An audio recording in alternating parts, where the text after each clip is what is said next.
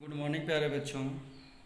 ये आव्यू में आपकी मिसलेनियस एक्सरसाइज चल रही थी जिसमें क्वेश्चन नंबर 12 तक के सवालों को समझाया गया था। तो क्वेश्चन नंबर 13 में देखिए दिया जा रहा है, क्वेश्चन नंबर 13 में दिया जा रहा है कि यदि ए आव्यू बराबर ये मान है, एक वर्ग आव्यू है, इस प्रकार ये है कि ए स्क्वायर बराबर आई हो, तो हमें ये मान ज्ञात करना है कि ये जो चार ऑप्शन दिए जा रहे हैं इनमें कौन सा ऑप्शन सही होगा। तो देखिए हमें ए आव्यू का मान दिया जा रहा है, एक कंडीशन दी जा रही है ए स्क्वायर बराबर आई, तो हमें सिर्फ यही करना है, पहले ए स्क्वायर का मान निकाल लेना है। तो ए स्क्वायर का मान क्या होगा, ए इंटू ए करके निकालेंगे और इसका गुणा कर लेंगे, ठीक है ना, अल्फ़ा गामा। तो ये अल्फ़ा स्क्वायर और फिर नीचे अल्फ़ा गामा, फिर ये बीटा गामा और फिर ये माइनस का अल्फ़ा गामा, ठीक है। अब इसके बाद दूसरे ले लेंगे बीटा गामा, तो यहाँ पर बीटा माइनस अल्फ़ा, तो बीटा और माइनस अल्फ़ा लिख देंगे। अब इनको ऐसे ही करेंगे, तो अल्फ़ा बीटा और फिर बीटा गामा, फिर ये माइनस अल्फ़ा बीटा, फिर ये minus minus plus alpha square, ठीक है। तो इस तरीके से ध्यान से देखिए, ये आपका मान आ गया। इसमें alpha gamma minus alpha gamma zero, alpha beta minus alpha beta zero, तो ये दोनों पर जीरो आ गए और ये दोनों मान ये इस तरीके से लिख देंगे। तो कुल मिला के ये आपके ए स्क्वायर का मान निकल आया। और कंडीशन क्या दी जा रही थी, कंडीशन आपको दी जा रही थी ए स्क्वायर बराबर आई, तो यहाँ पर ए स्क्वायर बराबर आई में ये मान रख देंगे। तो ए स्क्वायर का मान ए स्क्वायर की जगह, आई का मान आई की जगह। अब इसके दोनों आव्यूह बराबर हैं और जब दो आव्यूह बराबर होते हैं तो हम क्या करते हैं, उनके संगत अवयवों की तुलना। तो यहाँ संगत अवयवों की तुलना करेंगे। तो देखिए alpha square plus beta gamma बराबर कितना हो जाएगा, एक। Alpha square plus beta gamma बराबर कितना हो जाएगा, एक, ठीक है। तो एक को इधर ले आएंगे या ये कर सकते हैं, alpha square plus beta gamma को इस तरफ ले आएंगे, तो one minus alpha square minus beta gamma बराबर जीरो। तो ये आपका जो ऑप्शन है सी आ जाएगा। देखिए बच्चों ध्यान से, one minus alpha square minus beta gamma बराबर जीरो, तो सी ऑप्शन इसमें आ जाएगा और इस तरीके से इसको हल किया जाएगा, ठीक है। आगे देखिए क्वेश्चन नंबर 14 में है, यदि एक आव्यूह सममित तथा विषम सममित दोनों ही है तो हमें इन चारों ऑप्शन में देखना है कौन सा मान होगा। यानी क्या कह रहा है कि एक कोई आव्यूह है, ये सममित भी है और विषम सममित भी है, तो आपको तुरंत माइंड में आ जाना चाहिए कि सममित आव्यूह क्या होता है और विषम सममित आव्यूह किसे कहते हैं, ठीक है। चलिए देखिए आपको ध्यान दिलाते हैं। तो इसमें कह रहा है कि ए एक सममित आव्यूह है, तो इस सममित आव्यूह का मतलब होता है कि ए डैश बराबर ए, मतलब ए का परिवर्त उसी ए के बराबर होना चाहिए, ठीक है।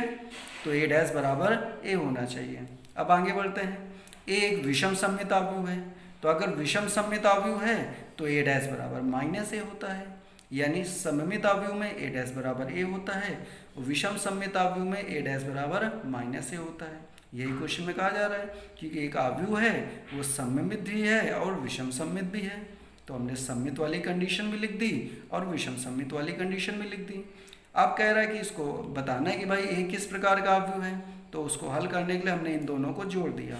तो ए डैश जोड़ेंगे तो ये ए डैश प्लस ए डैश लिख दिया। इधर ए माइनस ए जोड़ेंगे तो ए माइनस ए क्या हो गया, जीरो हो गया। इधर ए डैश प्लस ए डैश क्या हो गया, टू ए डैश हो गया। तो 2 से डिवाइड करेंगे तो ए डैश बराबर जीरो, और जब ए डैश बराबर जीरो तो उसका परिवर्त, फिर से हम इसका परिवर्त निकालेंगे, तो जब फिर से इसका परिवर्त निकालेंगे तो ए डैश का डैश निकलेगा, तो फिर ए बराबर कितना आ जाएगा, शून्य।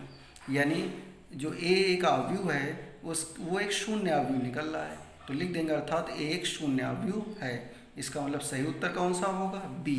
क्यों, क्योंकि बी में लिखा हुआ था कि ए एक शून्य आव्यूह है। समझ में आ गया बच्चों।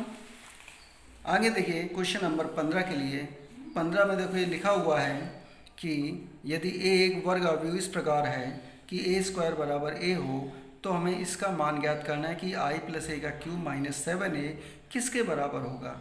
ये चार ऑप्शन है, ए के बराबर होगा कि आई माइनस ए के बराबर होगा कि आई के बराबर होगा कि 3a के बराबर होगा।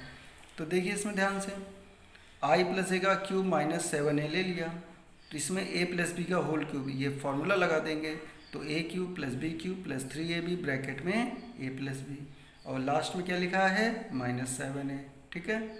फिर देखिए आई क्यूब, तो आई का हम चाहे जितनी पावर निकाले उसका मान आई के बराबर ही होगा, और ए क्यूब को हम लिख सकते हैं ए स्क्वायर इंटू ए, हमने इससे ऐसा इसलिए लिखा क्योंकि क्वेश्चन में दिया जा रहा है कि ए स्क्वायर का मान ए के बराबर है, इसलिए जब हम ए क्यूब को ए स्क्वायर इंटू ए लिखेंगे तो यहाँ हम ए स्क्वायर का मान रख देंगे। ठीक है, चलिए आगे बढ़ते हैं। आई इंटू ए करेंगे तो ये ए आ गया, इंटू आई प्लस ए माइनस 7a। अब देखिए ये आई लिखा हुआ है, यहाँ पर ए स्क्वायर बराबर ए ये रख देंगे और इंटू ए लिखा हुआ है, प्लस 3a का अंदर गुणा करेंगे तो 3a का आई में होगा तो 3ai, 3a का a में होगा तो 3a स्क्वायर, फिर माइनस 7a। ठीक, ये आई लिखा हुआ है, फिर a इंटू ए क्या हो गया a स्क्वायर, ये a इंटू आई करेंगे तो a आएगा तो इसमें 3a बन जाएगा, और ये प्लस 3a स्क्वायर और माइनस 7a।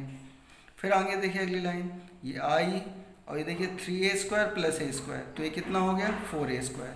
ठीक है, 3a square plus 3a square कितना हो गया 4a स्क्वायर, और ये 3a माइनस 7a कितना हो गया माइनस 4a।